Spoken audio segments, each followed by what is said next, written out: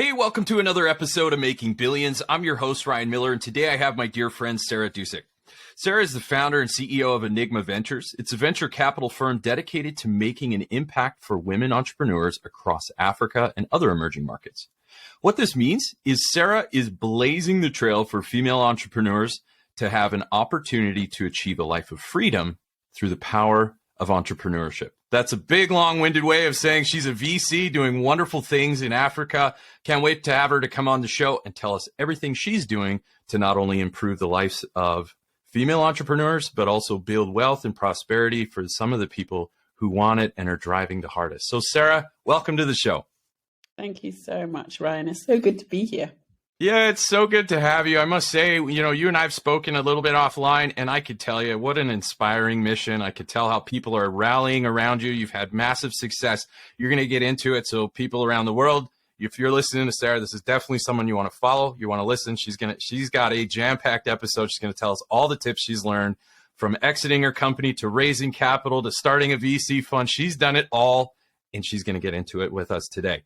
So before we get into all those great, tasty tips that you've got for us and the entrepreneurs and the funders and the founders, maybe we take us back to the beginning and just talk about where did all of this start for you? Yeah, well, how long have we got, team? I consider myself an accidental VC in that I didn't start out my career in finance. And really, I started my career as an aid worker, so probably about as far as you could get from maybe being a VC. But I realized after 8 years of aid work that that nonprofit vehicles are not a great vehicle for driving change. And one of the things I am super passionate about is about moving us forward, pulling the future in, help driving change, help making people's lives better, bringing transformation, all of those good terms. And so I mistakenly fell into business as I realized if I thought that business was this great tool for driving innovation and creating change, that I ought to go into business myself and figure out what building and scaling and growing a business look like. So I come to venture capital as an entrepreneur. I spent 12 years growing a startup from scratch and finally exited it in 2018. And what maybe talk a little bit about, I love this startup that you did, and you're just teasing the audience and myself included. So I'd love for you to just get into it for some of the founders, because you're both a founder and a funder. Yes. And so you started, which is so good. It's the fact that you've been a founder gives you a lot more empathy to really understand the people that you partner with and invest in. You know what it's like, and you've learned those lessons along the way. So maybe could you talk a little? How terrifying it is too, and how stressful and how exhausting and how mentally challenging and all of those things. We founded Under Canvas, which is the largest US glamping company in existence to date. Still growing, still doing amazing things. And the inspiration for that really was from Africa, so which kind of ties me back to what I'm doing today, in that we recreated the African safari experience in the US. And so today, Under Canvas has large-scale glamping resorts outside of national parks across the country. Wow. And I believe you sold your company for close to 100 million. Is that right? We did. Yeah, that's right. Wow. So that's a wonderful exit. I mean, many entrepreneurs listening to the sound of your voice are saying, yes, one day that'll be me too. And I hope they are, and we bring them on the show too. But so congratulations to you. That is such a wonderful exit. And now you're using that money to bring it forward to a new cause that you care about. So what inspired you to go from now you've got your exit to going into VC, and especially in the way that you're doing it now? Was there an inspiration for you? Yes. Well, the inspiration for becoming an investor was really part of my own journey of trying to raise capital for Under Canvas. And the struggle for female founders is definitely real.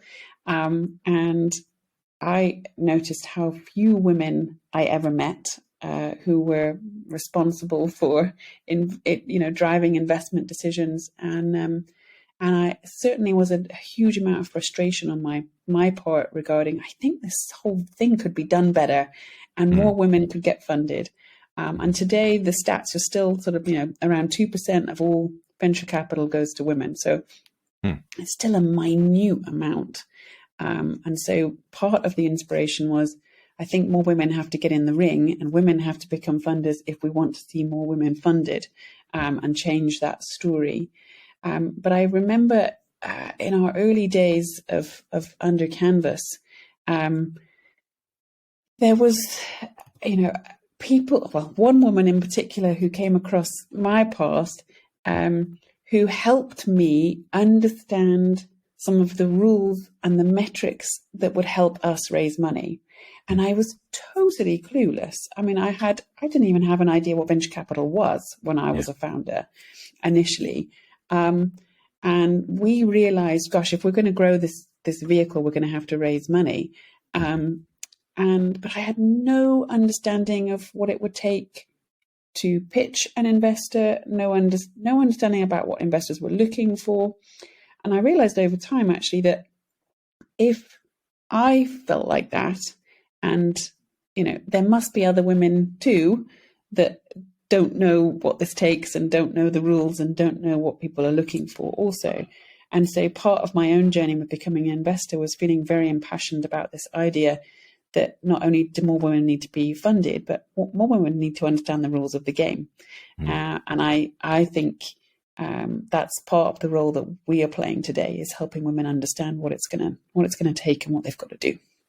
I love that. So not only are you taking the role of someone providing financing, which is an important one, but you're also taking it a step further to say it's not enough to get money. What people need to drive the impact that you're trying to drive is saying they also need education, in the sense that, yes, I'm sure, you're smart in your startup, but as far as appealing to a venture capital firm and raising capital, there's some rules to this, whether written or unwritten. And both. The written rules, the unwritten rules of the game, and you're helping female entrepreneurs to learn both, so that not only can they get funding, but they can build businesses, create jobs, and improve the lives of people, specifically in Africa. Is that a right analysis? 100%. You nailed it. Couldn't have said it better myself, Brian. Thank you. Yeah. Well, no, you're doing wonderful. So, and may I say, you've nailed it. So this is a wonderful impact that you're doing. It's a lot of people are driven by this cause that you've certainly taken on. So, you said something that was really cool, and I want the world to really hear this from you. Is the goal of Enygma Ventures is to take them from one spot to another spot in terms of revenue. I don't want to steal your thunder, but what is it? What can people expect when you guys decide to partner up? What is one of the first kind of milestones that you put in place for your entrepreneurs? Yeah, so we invest in the very early stage of a company's life cycle, and we typically take companies from, maybe they're doing $50,000 of revenue, maybe $100,000. And we try and get them to get to $1 million of revenue, ideally within about 18 months. Wow. So trying to help small companies that potentially have huge potential to go on that really crazy journey from, effectively 0 to $1 million in less than 2 years. Wow, I love that. So, yeah, can I hire you too? This is great. Take someone from 0 to $1 million in revenue in 18 months. I mean, who wouldn't want that? So you can see the power. And for our fans around the world, I want to illustrate that Sarah's perfect in this VC sector, is to say they give you more than money. They give you mentoring, they give you guidance, they help you with channel strategy or whatever strategy you need. But the biggest one is revenue. And so working with the VC says, look, we've done this before. Let me lean in. I've got a lot of lessons. This is the ultimate hack. Let me help you. And you're doing that. So, and I love that you're an entrepreneur first, which just means, you bring the right perspective to founders, especially those living in Africa. So, do you have any deals? So Enygma, you've been around, you've got some fundraising, you've done deals. Maybe talk about a little bit of the deal flow and some of the deals you're proud of, and just, how does that work? Really bring us into your world and understand, how does that work with Enygma Ventures and working with you? Yeah, we've been investing for almost 3 years now. And of course, the last 3 years have been a really challenging season in the history of the world. But we've made 11 investments over the last 3 years, all into female founders. And we have seen extraordinary women tackling some of the world's biggest problems, and really, not just aiming to try and build businesses, which, is a huge thing in itself, but using business to drive change and create sustainable solutions to really transform their communities and societies. I've got 2 amazing businesses in Zambia, both of which are tackling female inclusion, financial inclusion in slightly different ways for slightly different groups of people. But many of you may or may not know, but many of the world's poorer people around the world, not just in Africa, but are what we call unbanked, which means you don't have access to financial services. You may not have a bank account. You may be dealing informally with cash, on cash. You may be living day to day. You may be earning a wage one day, buying your food and, living like that. And so, there's a huge amount of capital in the world that is unbanked by an unbanked group of people, which means those people don't have access to credit, can't get a loan, can't access financial services of any kind, struggle to remit money to other places, et cetera, et cetera. So we've got 2 incredible companies pioneering financial inclusion digital platforms for largely also to impact women and create sustainable solutions for women to be able to borrow money, save money, lend money, and grow businesses, have access to capital that the banks would never give, and create, move down the sort of pecking order of society and create opportunity for those who are maybe at the bottom of the ladder. And we're seeing just extraordinary growth and extraordinary businesses being built by some of the funds that are being released through the businesses that we have backed, which is incredibly exciting. Got another woman in Eswatini, which used to be Swaziland. It's now called Eswatini.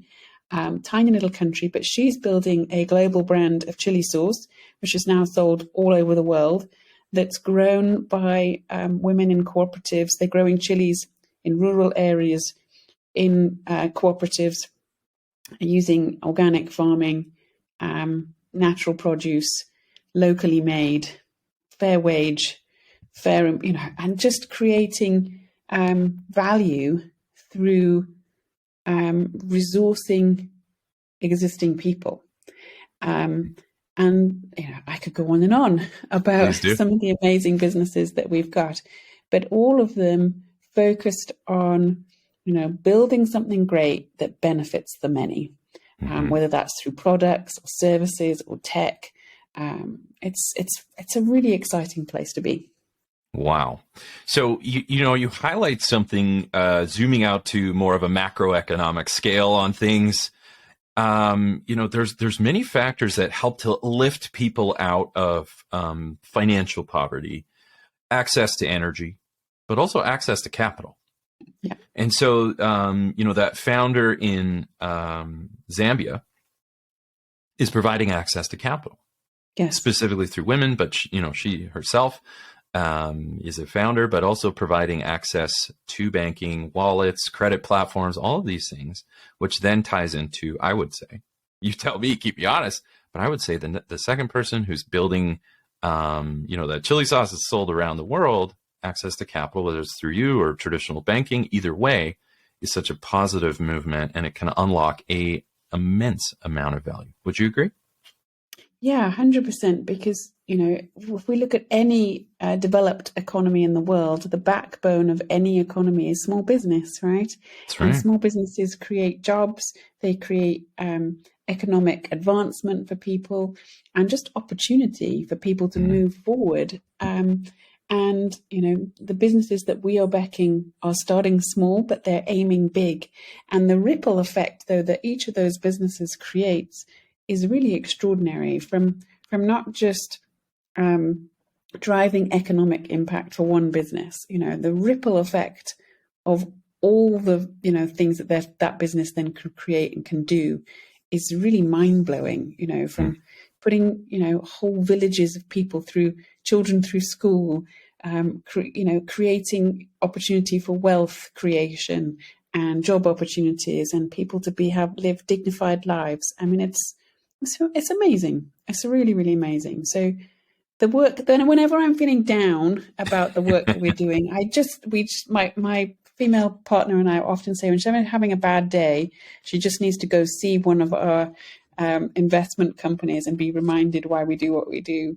Because then okay, we got to keep going. We got to keep finding a way. Yeah, I love that. And I remember you and I, we spoke about offline earlier. I remember one of the years I was in school, we studied something on macroeconomics. This was a true academic research phenomenon throughout the world as it relates to women and finance. And this is absolutely brilliant what you're doing because it certainly coincides with the research, economic research that's happening, which is a lot of these countries that may be emerging market countries, economists have found that when they invest in women, GDP goes up, divorce rates go down, children are happier. So they start building that generational benefit, whether you want to say taking care of your voters, whatever.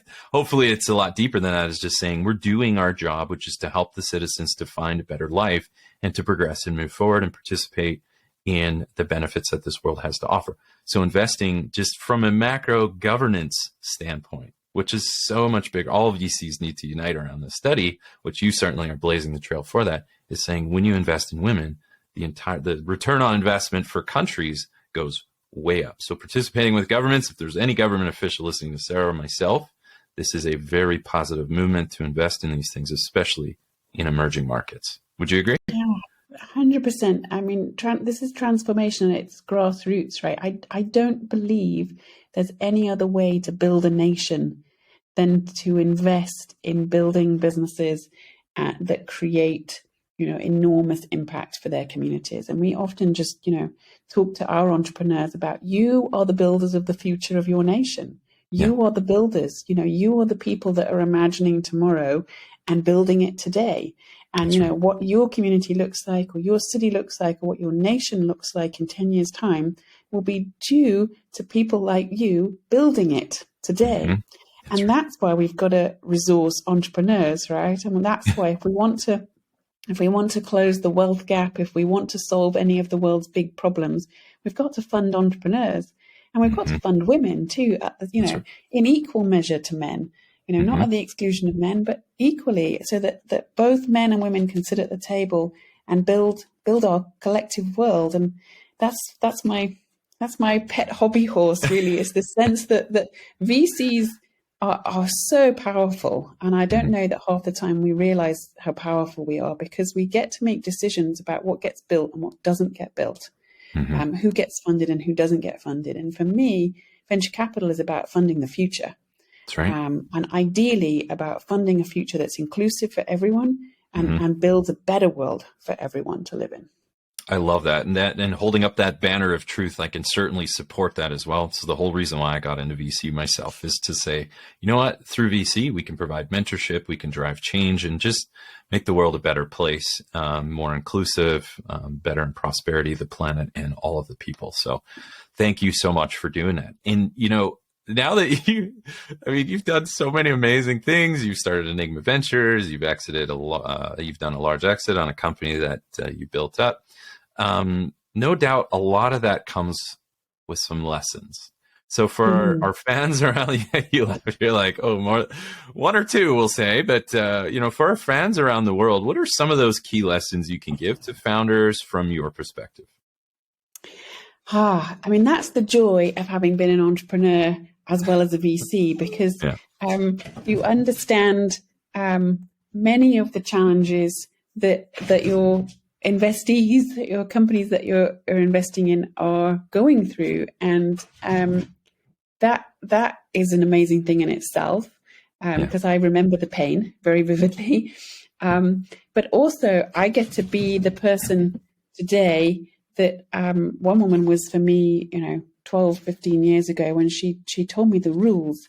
And I met a woman called Beth Ferreira. I'm going to give her a big shout out. And she's still a VC in New York today. Okay. What fund? What fund is she at? She works for First Mark Capital okay. in New York. All right. So Beth is going to get a few emails thanks to you.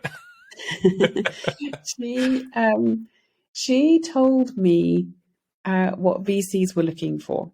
And I remember she just happened to be a guest at Under Canvas one time and fell in love with what we were building and told me some of the tricks of the trade, which, as I said before, I knew nothing about.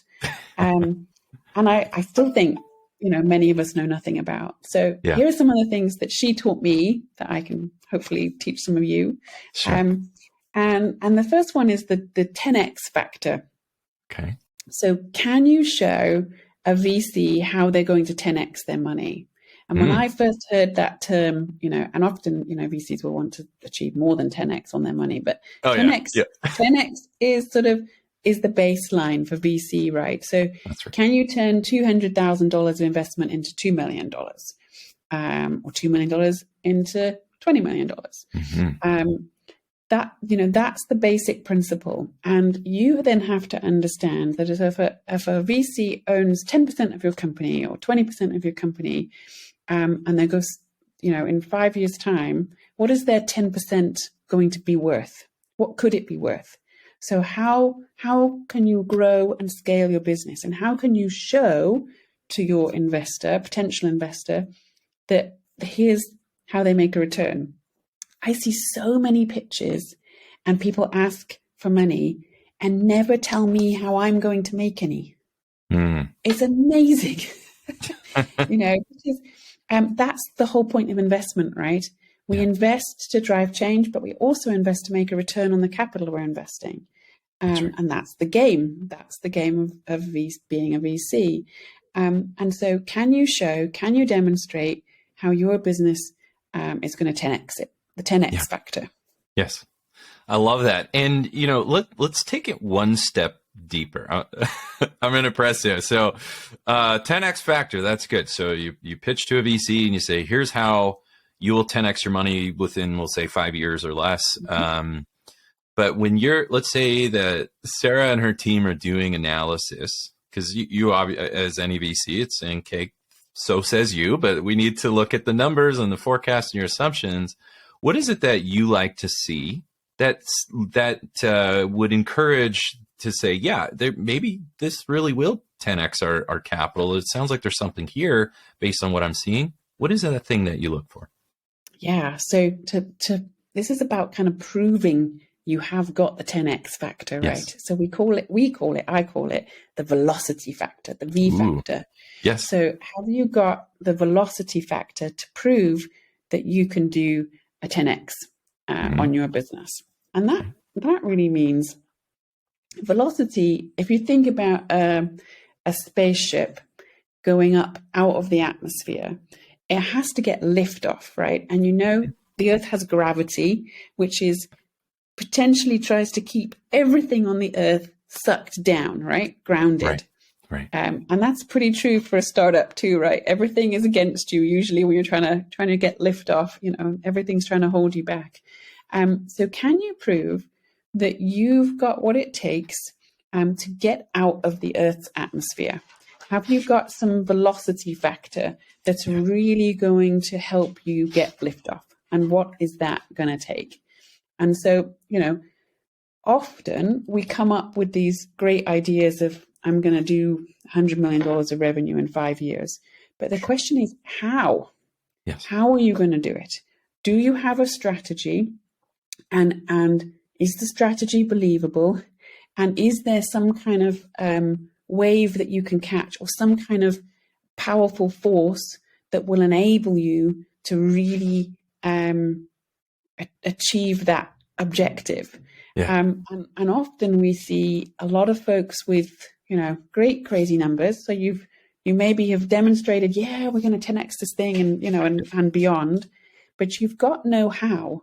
You've got no understanding of how I'm going to do that, what that's going to look like, And, can you prove that you've got some kind of process and some kind of strategy that actually is proven and that you can take advantage of?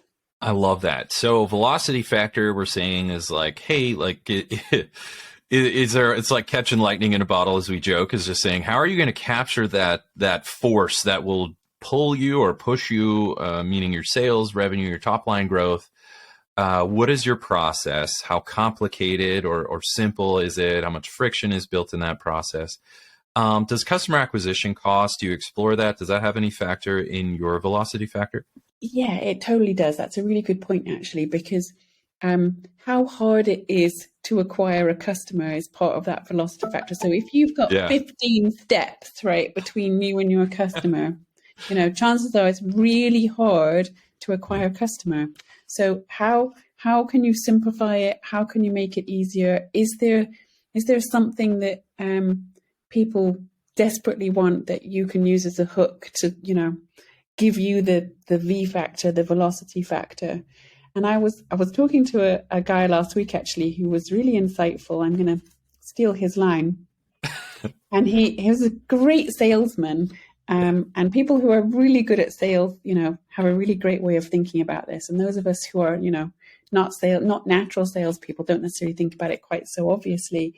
But he said something super simple, which was just, instead of trying to sell people on what you've got, can you ask them what they want? And with the V factor, I think what's interesting about that, and a bit what you were saying about the lightning in the bottle, is can you catch hold of something, of a problem that people actually have, or that they actually need you to solve, rather than trying to force something that nobody wants, or that you're just trying to sell something that nobody actually realizes there's any demand for yet. And so it's this sense of, am I solving something? Have I got a process? Have I got a method of acquiring customers or driving users that has some kind of force behind it, that's lightning in a bottle, that gives you some liftoff? Yeah.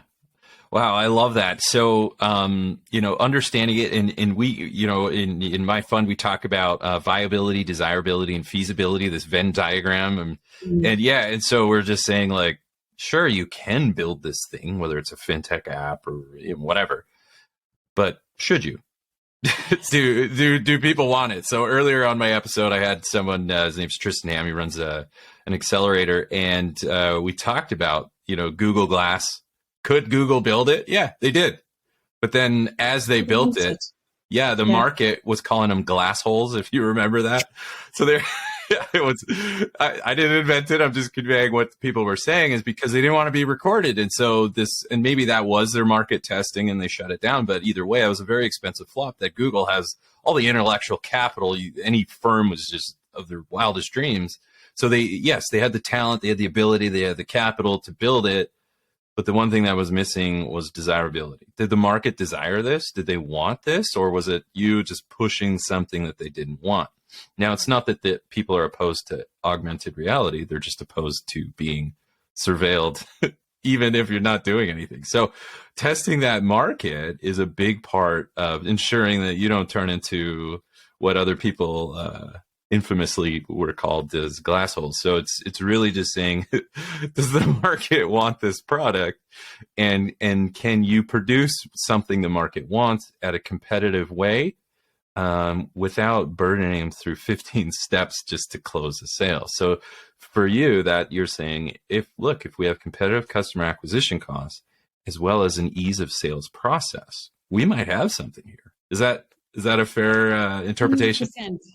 Yeah, 100%. Awesome.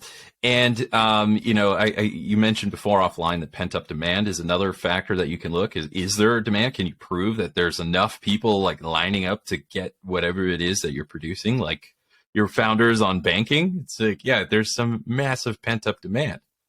And so you drop that product in, you give them anything, and they're going to line up.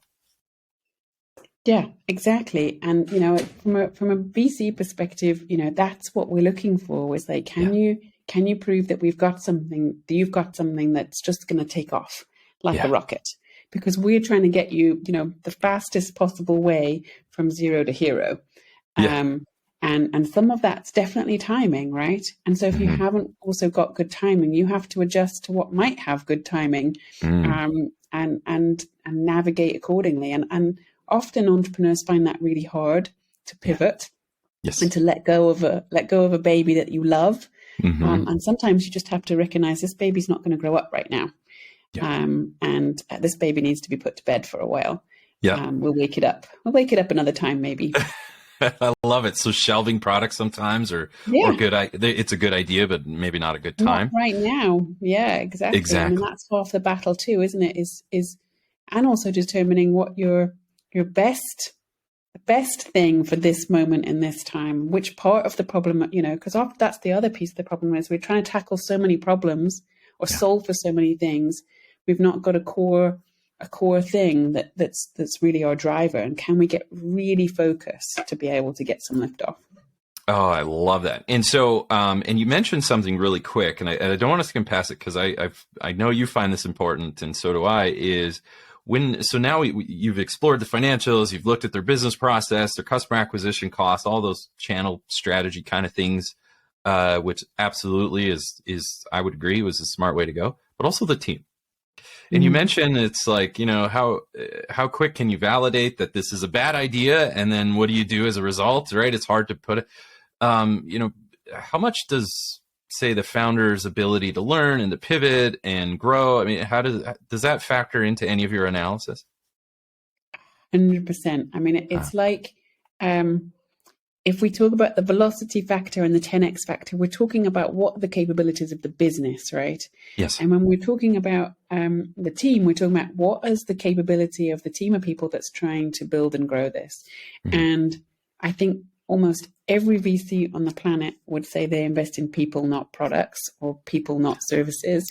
I would agree. Because you can have the most incredible idea, the knock it out of the park, it's going to be amazing phenomenon. But if you can't execute on it and the team of people that is building it can't do it or not capable of doing it, you can't back it. Yeah. So the big challenge is to figure out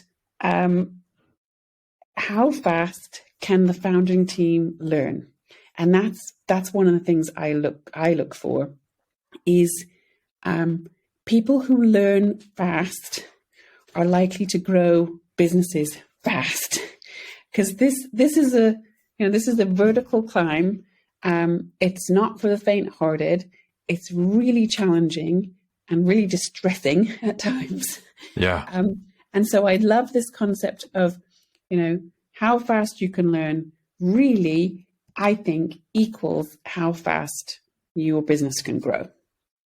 They're very connected. Oh, I love that. Yeah, and I absolutely agree. Wholeheartedly can get behind actually everything you've said. So it's been absolutely brilliant. So as we round third base, we wrap things up. Is there anything else you would like our fans to know? I could talk forever, Ryan. And I could listen to you forever. You've got a ton of wisdom, but I know you don't have a ton of time. You're a very busy woman, making things happen and creating freedom for other women around Africa. So, that's your important job, but I'm certainly grateful that you're able to spend a little bit of time on the show and teach fans around the world exactly enter the mind of a VC trying to make an impact and doing a very darn good job at it. So now that I've pumped up your tires, as we like to say, any closing remarks, any other advice at all that you'd like to share? Well, first off, I'd probably love to say, if you'd like to be in touch with us, you can find us at enygmaventures.com, and that's Enygma with a Y, ENYGMA. You can follow me on LinkedIn at Sarah Dusek. So those are the best ways to be in contact with us. But maybe the last thing I might say is, if you're an aspiring entrepreneur and you are trying to launch your business or be investor ready and get some funding, we have amazing programs, which you can do all online. You can do at your own pace. And some of the secrets that I've been talking about today are in a really easy to access course, which is hosted on our sister site, pranary.com, PRANARY.com. And so if you want to learn really fast and grow really fast, head on over to Pranary.com. I love that. And we'll send me those links. We'll include them in the description below, just to make it talk about process, right? Frictionless. We'll just give them the link. It'll send them right there. So if you don't have to remember that, you'll just look in the description below. We'll have the links there for anybody that wants to connect with you as well. Well, that's enough for me, everybody. I hope you enjoyed our time with Sarah and I. In closing remarks, show VCs how you're going to 10x their money in less than 5 years. Follow the velocity factor formula, simplify your process, reduce your customer acquisition costs, and finally, learn fast to go fast. You do these things, and you too will be well on your way in your pursuit of making billions.